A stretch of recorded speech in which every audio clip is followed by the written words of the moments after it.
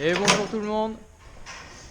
Alors, comme vous avez été nombreux à me poser des questions sur l'alimentation des taurillons et pourquoi je procédais comme ça, et sur ce qu'ils mangeaient, s'il y avait autre chose en complément, tout ça, et bien aujourd'hui je vous fais une vidéo sur la distribution de l'aliment et puis le bâtiment des taurillons.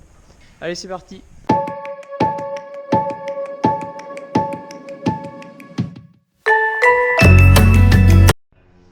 Alors voilà, on est dans le bâtiment. Alors je vais faire un tour pour que vous puissiez voir un peu. Donc en fait c'est comme beaucoup de bâtiments chez nous, des morceaux qui ont été remontés les uns au bout des autres, parce que l'historique a fait qu'il y a eu des... Le site là, a été racheté il y a maintenant une trentaine d'années. Par mon père, et il y avait des granges, des écuries entravées, et donc ça a tout été cassé et remodifié pour que ça soit un petit peu plus pratique. Donc voilà. Donc vous avez cette partie là qui était un morceau historique qui était de l'ancien propriétaire, et le morceau qui est derrière moi là-bas, c'était une ancienne écurie entravée avec des fenaux dessus, des choses comme ça. Et puis ce côté-là, c'était une vieille grange, donc il y avait un mur là et ça a été modifié. Donc c'est un bâtiment en kit qui avait été acheté, monté, qu'on avait monté nous-mêmes. Voilà, un peu pour la présentation du truc, vous allez comprendre où je veux en venir. Alors les taurillons ici, ils sont ce qu'on appelle en ration sèche, donc c'est historique, ça fait 25 ou 30 ans, mon père travaillait déjà comme ça avant. Nous, c'est un système qui nous va très bien, comme on produit les céréales. On n'achète que de la matière première, donc qui est du tourteau principalement, comme vous avez vu. Et c'est une ration qui a le gros avantage, c'est qu'on peut la préparer longtemps à l'avance, enfin longtemps entre guillemets, et on peut la distribuer que tous les 2 jours, ou on n'est pas forcément obligé de distribuer tous les jours. Et donc le bâtiment, le système d'alimentation avait été fait pour avant, on avait une mélangeuse derrière le tracteur, on donnait la farine et des systèmes de râteliers au-dessus des barrières. Donc en fait, quand je me suis installé, moi j'ai modifié ça. Je suis passé en ration mélangée parce qu'on améliore la valorisation des céréales. Pour simplifier, les animaux gaspillent moins puisqu'ils ingèrent la céréale et la fibre en même temps. Voilà, c'est très simplifié. Ceux qui connaissent les rations me diront que c'est pas tout à fait ça, mais c'est pour simplifier. Voilà. Donc en fait, le bâtiment a été conçu pour donner des rations sèches. Voilà. Donc c'est pour ça qu'il y a en fait des auges. Donc en fait, on remplit les auges et puis bon, mais il y a à manger pour une journée, 2 journées, suivant la quantité qu'on met. Donc en fait, voilà pourquoi je fais ma ration à l'avance dans une case vrac. C'est assez compliqué de distribuer avec une mélangeuse. J'avais essayé un petit peu au début. Il y a des poteaux partout, le tracteur est trop large, on n'arrive pas à approcher assez des auges. Une fois sur 2, on accroche une auge, un poteau, enfin c'est trop galère. Donc voilà, j'avais arrêté de le faire directement pour ça. Donc voilà, donc ça c'est un bâtiment donc, qui a déjà quelques années. Dans mon idée, dans mes projets, ça sera un bâtiment qui sera sûrement modifié. J'avais dans l'idée au début de carrément remonter un bâtiment. Ça coûte, faut dire les choses, horriblement cher. Même en achetant un bâtiment en kit, en le montant soi-même. Quand on a remis du terrassement, le bâtiment, le temps qu'on va y passer, c'est pas jouable financièrement à mon avis. Voilà. Voilà pour ce qui est de la partie, on va dire bâtiment. Et en fait le bâtiment, donc moi ce morceau je veux le remodifier, puisque les auges, donc les auges c'est un morceau qui a été refait il y a 10 ans, donc vous voyez les auges elles commencent de pourrir dans le fond un petit peu. Les barrières et les poteaux commencent d'être fatigués. Les séparations sont pas très pratiques. Les abreuvoirs commencent de fatiguer aussi. Et les bétons, c'est des bétons qui sont de l'âge de ce premier bâtiment, donc ont, je sais pas, 40 ou 50 ans. Donc ils commencent fortement de s'abîmer. Et en plus de ça, c'est un couloir qui est pas très large, puisque ça avait été conçu pour des tracteurs et des véhicules de l'époque, donc pas forcément très gros. Et autre spécificité, j'ai deux couloirs, enfin dans mes deux enchaînements de bâtiments, et les deux couloirs ne sont pas l'un en face l'autre. Donc voilà. Donc c'est pour ça qu'ici, mon couloir du haut là s'arrête là, et l'autre après redémarre là-bas. Voilà. Donc avec là une partie où j'ai des vaches à l'engraissement et des génisses en dessous là-bas. Donc ça, c'est toujours des trucs qui sont pas pratiques, il faut faire super attention en passant avec la pailleuse. Et l'autre point, c'est que pour emmener ce côté d'animaux, donc au parc, il faut que je passe par ici, par cette petite porte. Donc en fait, je ouvre mon portail, j'ai un système de séparation là, et il faut après que je repasse par la petite porte. Donc parce que le parc est derrière là. Donc en fait, ramener les cases, il y a 6 torillons. Ramener 6 torillons sur 5 mètres de large et les faire passer dans une porte d'1 mètre, c'est un petit peu sportif. Donc c'est pour ça qu'aussi je voudrais modifier la chose.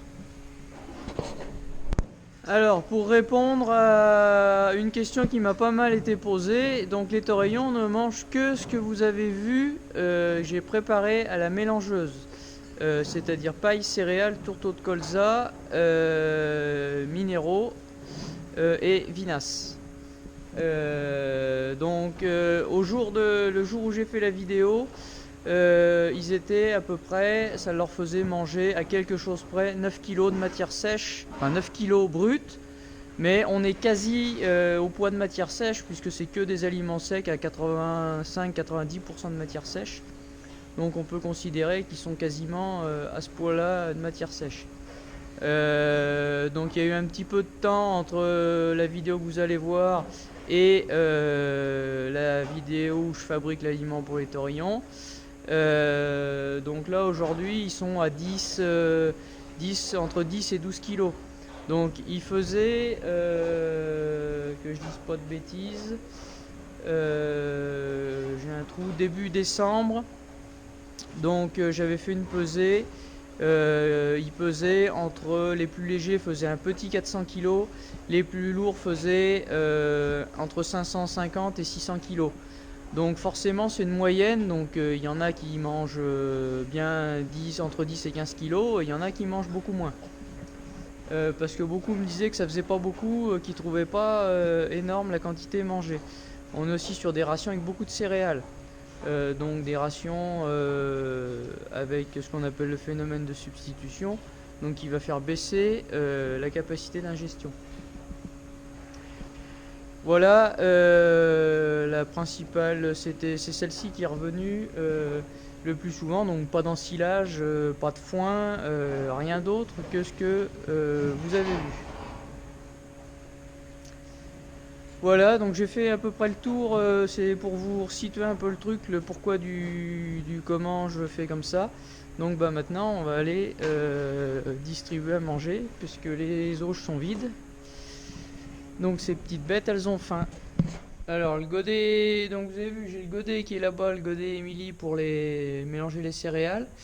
Et donc en fait au début l'idée c'était de me servir de celui-ci pour distribuer ce qu'on appelle le mash là pour les torillons. Mais ça passe pas dedans, donc j'ai récupéré ce godet là.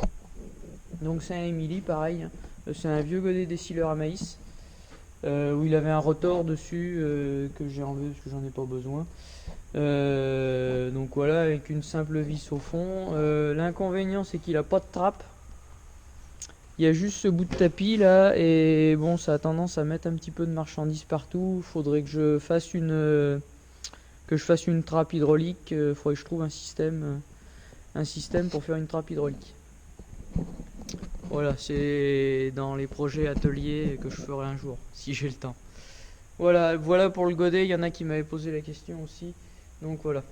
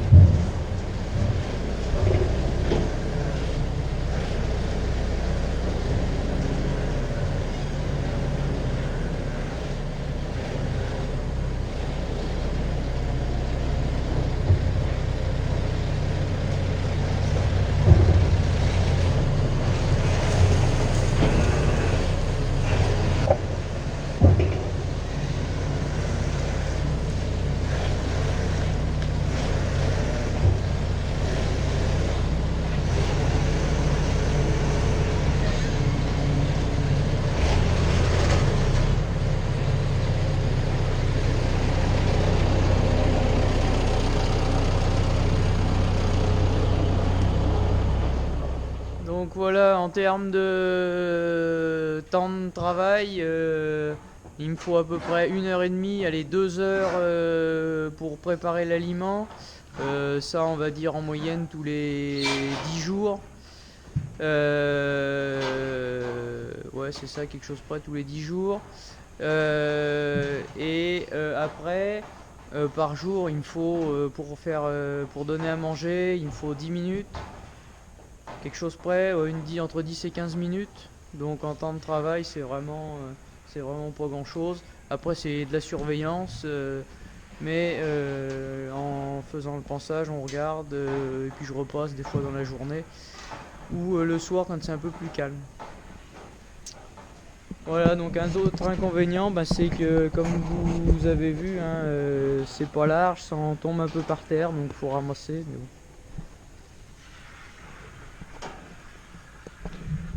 Voilà, on fait avec les bâtiments qu'on a, c'est pas toujours évident, on essaye d'améliorer les choses à petite fois.